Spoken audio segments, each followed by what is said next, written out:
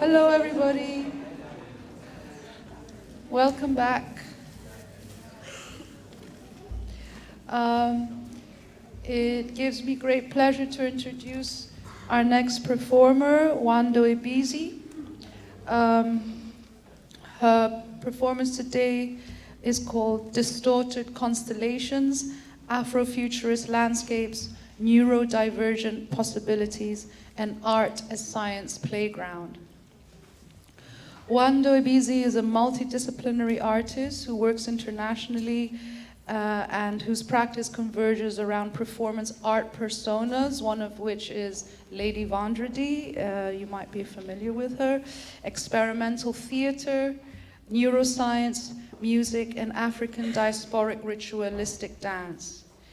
Carving out her own particular strand of Afrofuturism, she combines research into the neuroscience of perception, inspired by her own neurodiversity, and an obsession with science fiction with a ritualistic live art practice.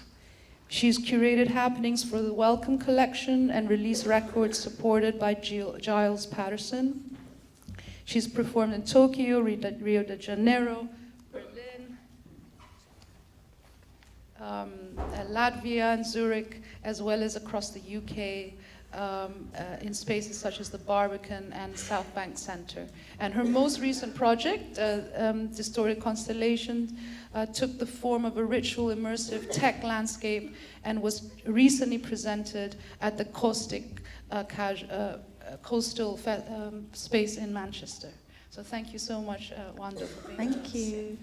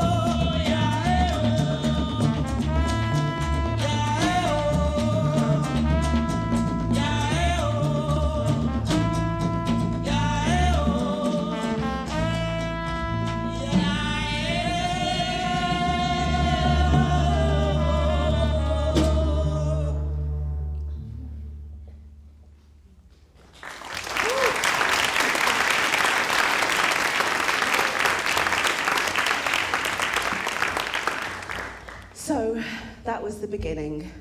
Thank you. In another way, another perhaps more accurate way, this was the beginning. From an interview taken from this time about the Passion of Lady Vendredi, 2016, an interview with Nwando Ebizie, aka Lady Vendredi. Your new single, Papa Legba, seems to draw on a lot of influences. How would you describe it? It's about the desperate urge to resist drowning. It's about asking to be allowed to cross a dimension of reality, turning back time. About ancestral home, coming and connecting to a magical source. One of the musical influences is a Haitian rhythm called the Yombalou. It has within it the undulation of waves, of the sea, of the cosmos. There is rage, there is beauty, there is a voice clamoring to break free. Interesting. And what inspires or motivates you? I've lived too long in my imagination. There I have cultivated close personal gods and demons who drive me. Nick Cave and polystyrene light the way. My ancestors from Igbo land and those taken across the Middle Passage to Haiti sustain and support me with rhythms, dances and poetry. I look to the skies and inwards, and I find ideas about reality, perception, parallel dimensions, quantum physics, Angela Carter, Octavia Butler. They turn me around and I follow the path again. Along the way, there is Baroque keyboard music, there is David Bowie, there are broken dreams and synthesizers, there is the fall. Oh, okay. Your music is so original and unique. It defies categorization. But you've been described as a cult music icon, a mythopoetic superheroine, a voodoo priestess pop star. Are these terms you embrace, or do you find them irksome?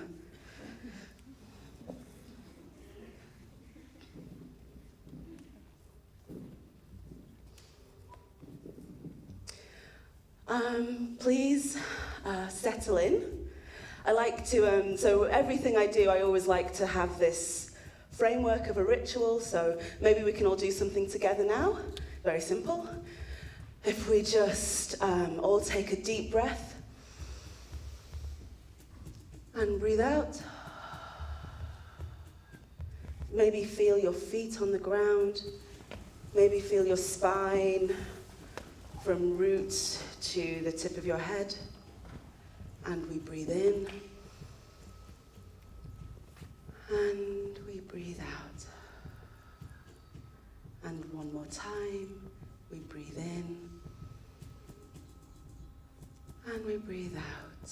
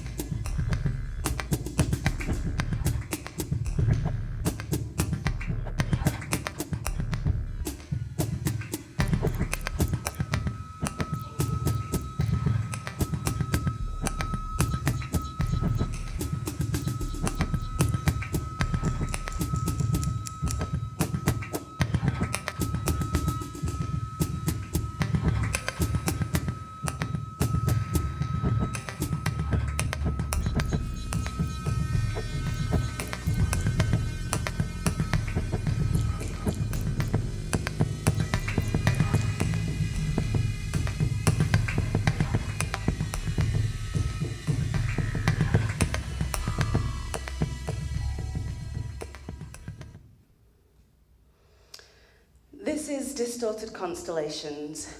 It's an explanation, it's a talk, it's a presentation. I've been taught that knowledge must be given in a linear fashion.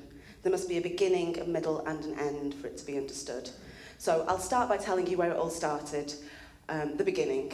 When I was born, 1982. The only problem is I can't remember anything until 1984, when I was 2, so we'll start there. That's the proper beginning. Imagine I was 2. Now imagine me now.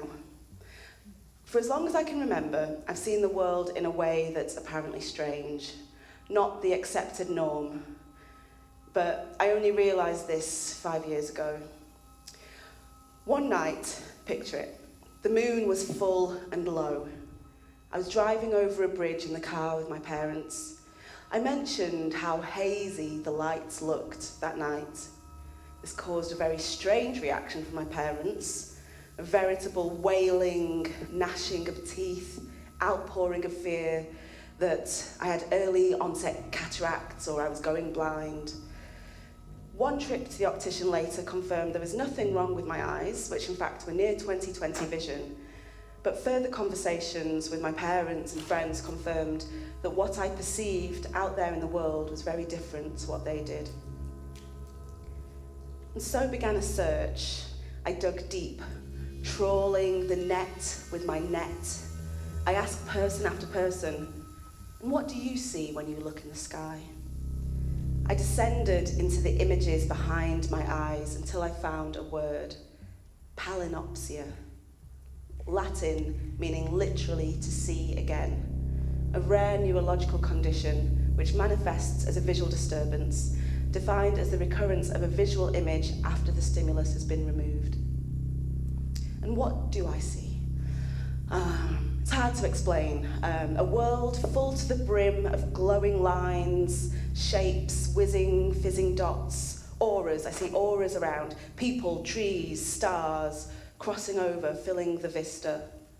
When I climb the hills around my familial home in the moors of Saddleworth, they grow more intense and kaleidoscopic, amassing into recognisable, pulsating, geometric shapes.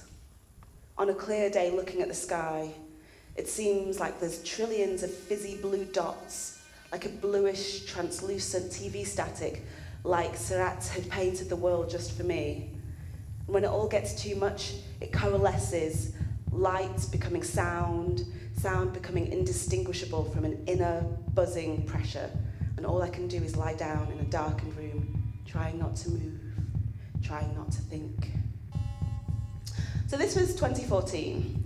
The same year, unbeknownst to me, a group of neuroscientists defined a new condition as visual snow. So that's what they think it is now. In the peer-reviewed paper, Shankin et al. 2014, it was summarised as an almost completely ignored problem. There's a whole heap of symptoms published, around 16, but they're growing all the time. Visual, oral, psychological. And thousands of us found a new condition to organise our realities around, deriving meaning from its clear boundaries. So, this is a little bit from that paper. Visual snow syndrome is a devastating neurological condition that can affect an individual's vision, hearing, cognitive, and other functioning.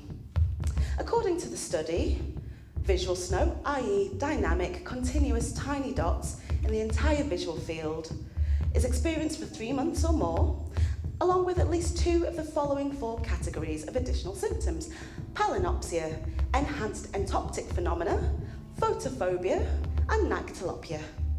Additionally, their symptoms must be not consistent with typical migraine visual aura or attributable to another disorder. Currently, there's no cure for the disease, and it's yet to receive widespread recognition within the medical profession.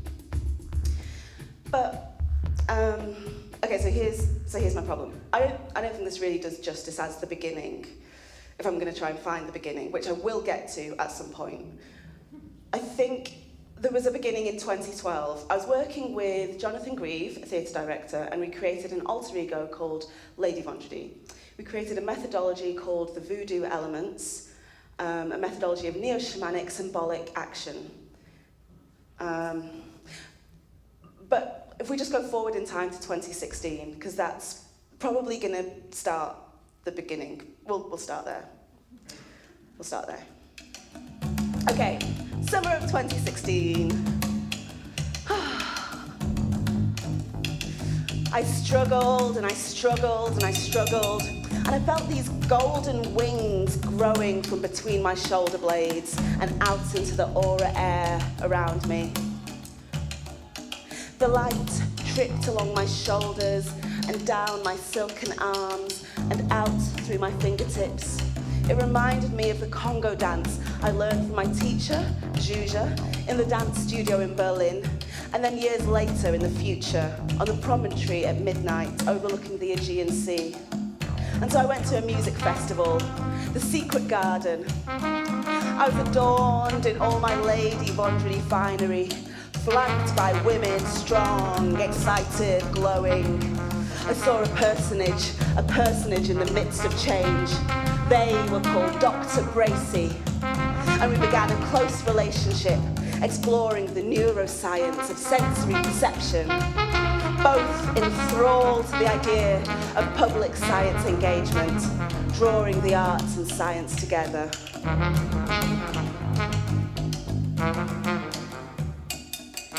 Ed Bracy proffered the idea that all our brains are broken, that there's no such thing as a normal brain. And so we created a science art festival, Your Reality is Broken. The festival's curatorial concept was the neurophenomenological proposition that 90% of what we see is an internal simulation of the external world, only very selectively drawing data from our senses. Thus, I was inspired by endless conversations with Dr. Bracy and also my insomniac nighttime travels into the neuroscience of perception via podcasts. In one such podcast I had on repeat, neuroscientist Bo Lotto explained that what we see is a simulation, that our senses relay information to our brains, but our brains basically sample just a small part of that data to make a model of reality. A good way of demonstrating this is with optical illusions.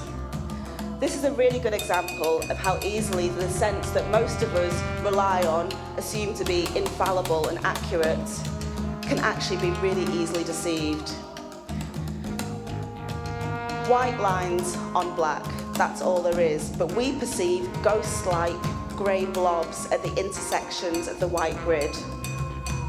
They disappear if we focus directly at an intersection and we see them at the periphery. This tells us that what we think of as reality is a model created by our brains. The visual part of your brain is struggling to make sense of the model it's actually set out. And how many senses are there? 5? Nay, 33 would be more accurate.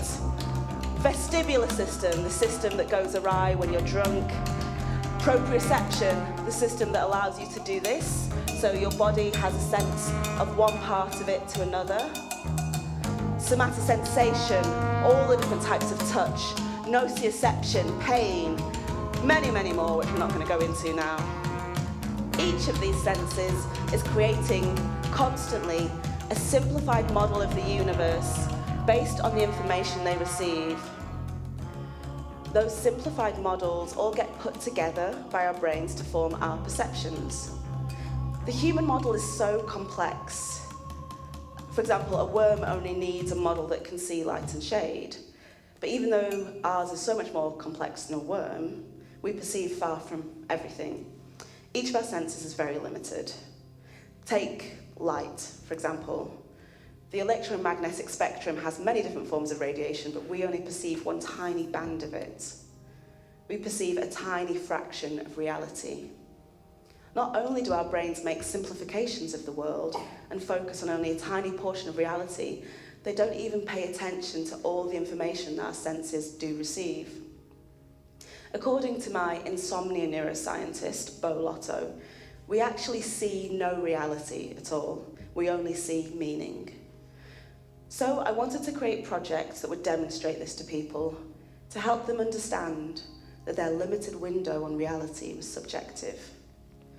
I wanted to create an immersive installation that would externalize my internal reality, demonstrating and normalizing the subjectivity of perception.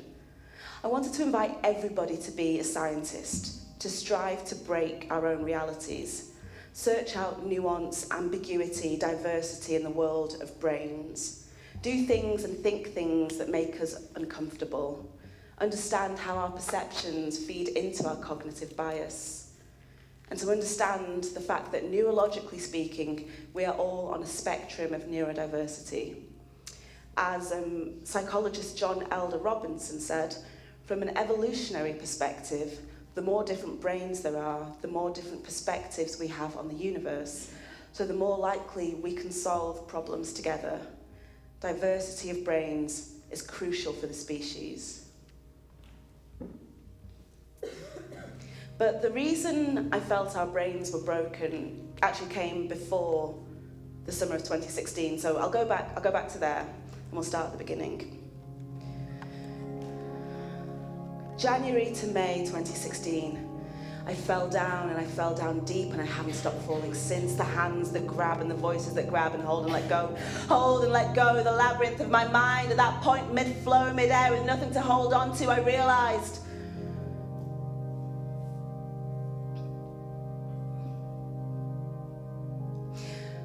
more accurately, to go back to the beginning, 20 minutes of action is really at the heart of distorted constellations.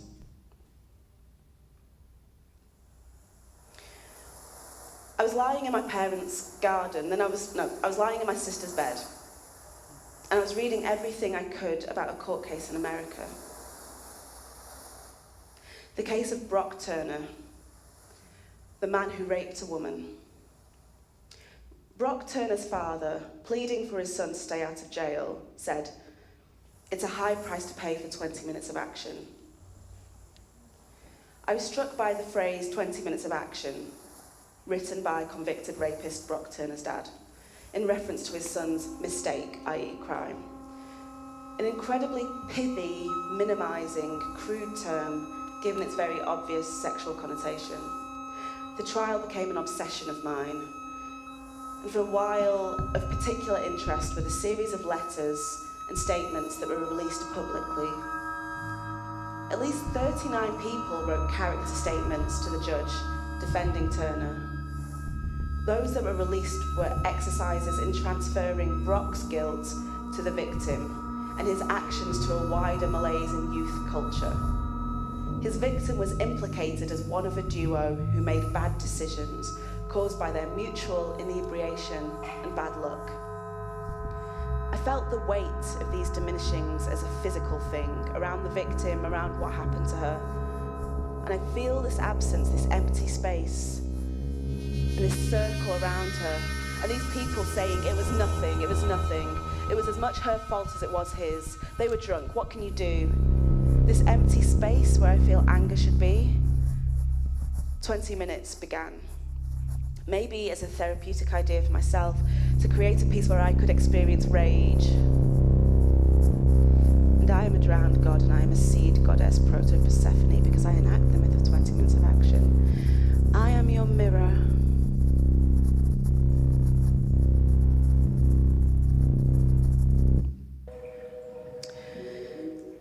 Okay, to go back to the beginning of symbolic action, because that's where 20 minutes begins, so it's where Distorted Constellations begins. We were creating the show The Passion of Lady Vendredi, which we've already been back to a few times, but this is probably a better beginning. Jonathan and I and our company Mass Productions created a system of ritual training using certain techniques, actions, songs, ritual structures to see if they could alter the consciousness of the performer. Jonathan summarised ritual symbolic action to be an action that causes a change in the participants, a coded action that contains the information necessary for a transaction or an exchange between the participants to create an intimate, spontaneous and self-aware experience. The work focused on an abstraction of 6 dances and 6 rhythms from Haitian voodoo dance. This was developed into a version using the exercise plastique from Grotowski called The Elements. So here I'm cycling through kind of contemporary improvised versions of the voodoo dances. So these aren't the actual voodoo dances. I feel like I'd have to explain a lot more to give proper context, so I'm gonna start again. Because there were a lot of years we worked on this, there's a lot of background to each of the movements and the people we worked with. So let's start again. Immersive technology, that's the start of this. I was in a cohort in 2018 called the Southwest Creative Technology Network, and I was researching immersive technology, specifically augmented reality. Distorted Constellations contains multiple forms of augmented reality. In case you don't know, that's the immersive tech that adds layers of content onto our perceived reality. For example, the mobile phone game Pokemon Go. To have visual snow is to understand implicitly what augmented reality truly means. I started to think of this as neurodiversity as superpower. I hold two opposing realities in my mind constantly. In a way, I've always known that the visual phenomena were there and yet not there. Not a hallucination in that way, an illusion. The same as when I lucid dream, aware that I'm both conscious and yet asleep. And I started to question, could this lead to a unique way of relating to reality? Could this be a superpower? Is there something unique and interesting to share about this? The technologists in the last 40 years have been trying to create a tech that replicates my everyday reality. It was kind of absurd. And then that I would use that same technology to represent back reality to other people's realities seemed even more absurd, but also kind of neat and frustrating. One audience member commented on seeing the exhibition that it was like seeing an infinite regress of my body filtered through lots of screens that in turn was like being inside a virtual reality headset, except the headset was giant and covered the whole space.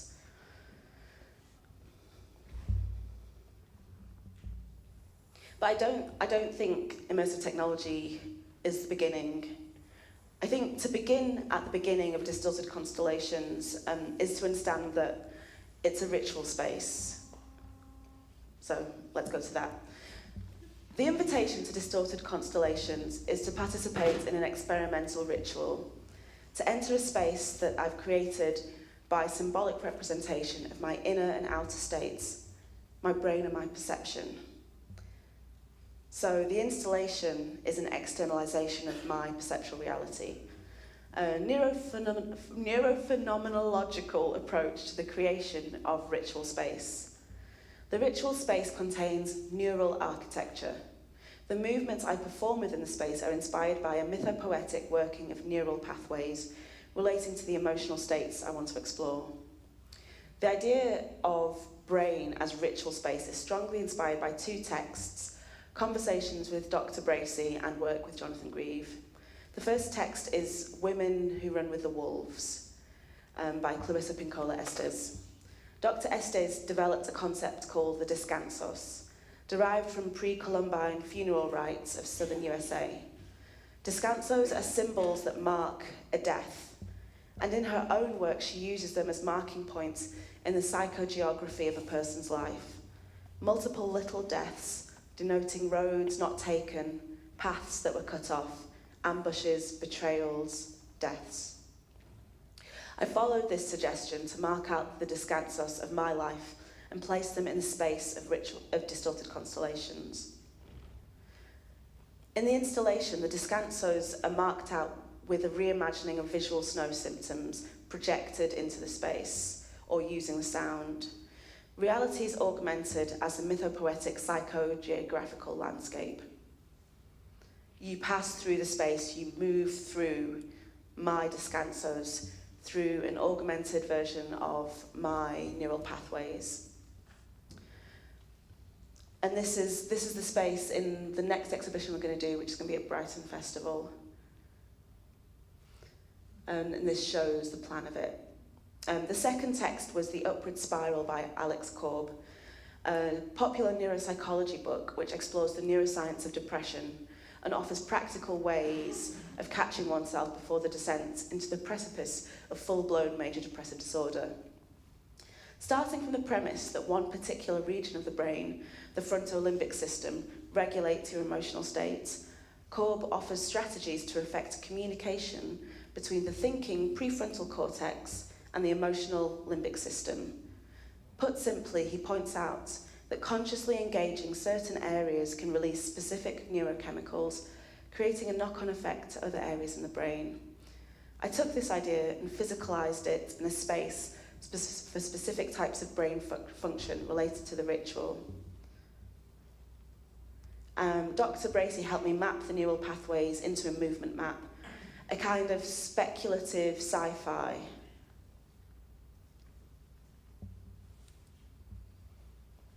The neural pathways in the installation and in the dance 20 Minutes of Action, which is performed within the installation, go from the sensory input of touch to the sensory thalamus, to the amygdala, to the prefrontal cortex, to the hippocampus, back to sensory input of sight, down the lateral geniculate nucleus, through the optic radiations, down through the primary visual cortex, from the visual cortex to the hippocampus, back to the visual cortex and the lingual gyrus, where they currently think is one of the centres that affect visual snow.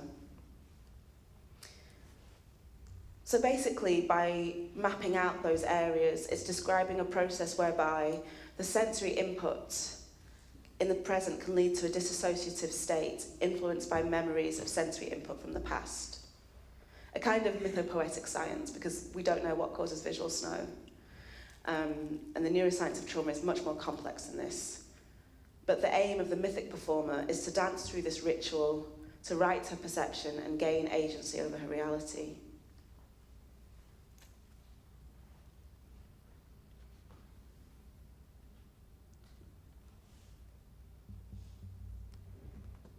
I'm using visual snow, I suppose, to show other people that reality is inherently fragile. By recognising a contradiction, that people could take the opposite view, and seeing that their reality being nothing like mine is solid, and only mine is the fragile one. To explain a bit more about the ritual, I need to return to the beginning. So we'll just start again.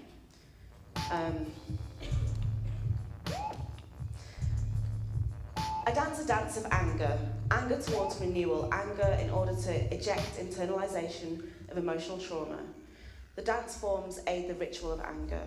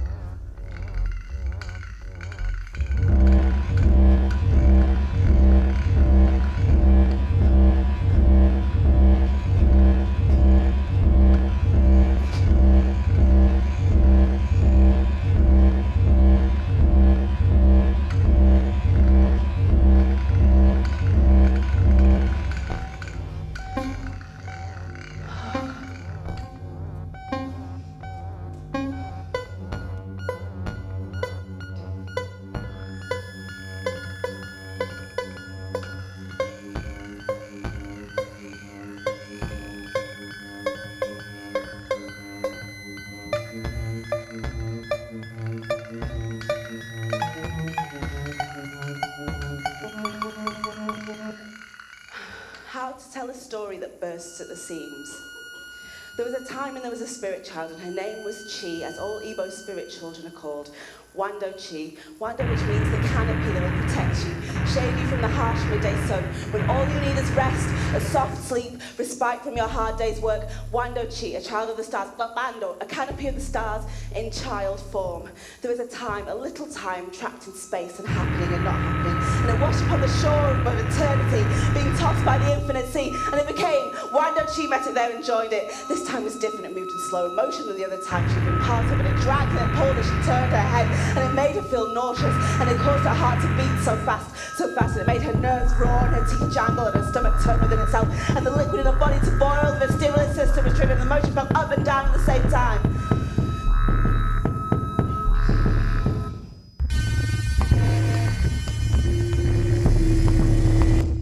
Okay, so we don't have much time, so just to start at the beginning. There's many things. I don't have time to say them all. Accessibility is desperate need to help each other, over-empathising. All the conversations I had with sufferers who have visual snow and uncovered the fact that they feel like scientists aren't doing enough, so I wanted to do something about this. And I wanted to show them how I explore the condition creatively and the positive impact it had on my mental health. And I wanted to explore neuroscience as an artist and generate new pathways of creativity. And one person said, the workshop that I did as part of this led to the realisation that she had visual snow, something that was truly overhauled all her assumptions concerning how she perceives reality. And so this was the beginning, the inexorable need to adapt to be normal, and then that was another beginning, the inexorable need to show people how we experience reality.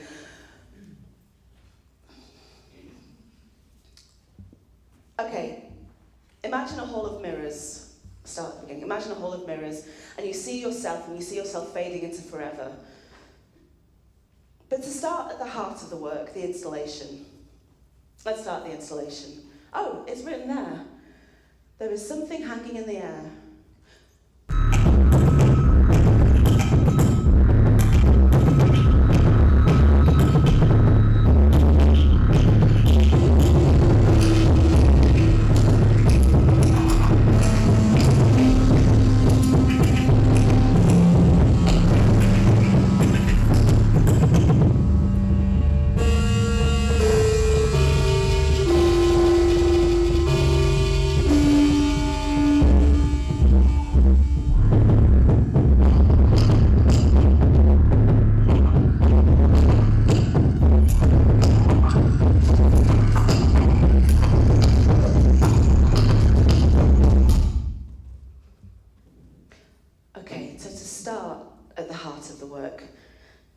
Constellations is an alternate reality.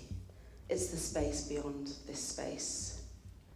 The world must be remade in the ritual space for initiations, and not just beginnings.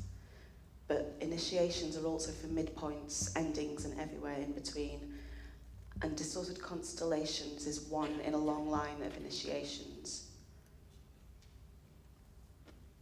One of the techniques I've been very interested in is ASMR. Autonomous. The individual can take responsibility for their own initiatory processes. You are constantly remade and remade. Your brain, so plastic, is in constant development. Synapses pruned, new memories stored, backup on backup, machine learning before machines. We stick our sticky brain covers, faces to screens and ingest daily, but in the screen may be your salvation, or at least a blessed respite from the stress of everything that pours through your screen. One face, one mouth, one moving, one deliberately moving, smoothly, softly, precisely, whispering sometimes nothings, sometimes meaning. I choose meaning stuffed full of meaning, meaning beyond what I can even yet fathom. I choose myth because we are the stories we tell ourselves, and the stories we don't tell ourselves, and the stories from long ago that were riven into by violence and oppression. Those stories, those that were distorted and thrown out to the constellations. I tell those stories of pre-Persephone, of no virgin whore, of the path not taken, that is not taken, but is not a mistake, but a beautiful education, of the river before it was a road, of forgotten continents, and lost black feminine wisdom. Sensory. You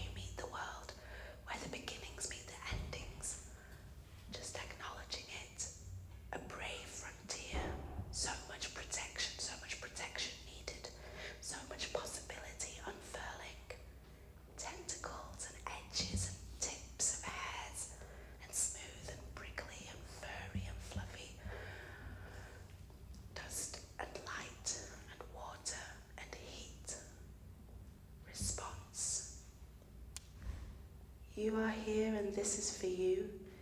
You may or may not react in a way that you want, but your reaction is true. There is no beginning to this story, there is only an infinite constellation. I will sing of the bones of this work which I pulled up from the rubble of my life at a point where I was broken, completely broken. It came from so deep that I dug my hands way down deep into the earth, and I lay down with skeletons, and I scraped from their bones truths, both this and that, contradictory in nature because I was both of this world and of the next. It begins with a fall, and I fell like the women of the stories. Woman falls, and I chose to keep falling rather than keep clinging to an illusion.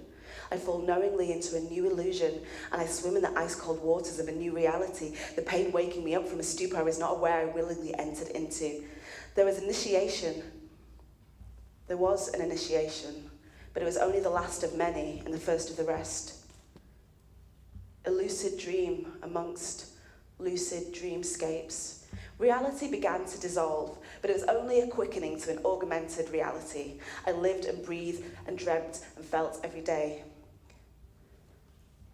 Mirrors began to present themselves as I made myself a mirror for others. There was an initiation, a beginning to the distortion, but how do you find the end of an infinite thread that winds its way around your life? Of course there was a beginning, but it's never fixed. The beginning was through a hall of mirrors, and I am at its centre. Change your perspective, and the beginning changes. Thank you.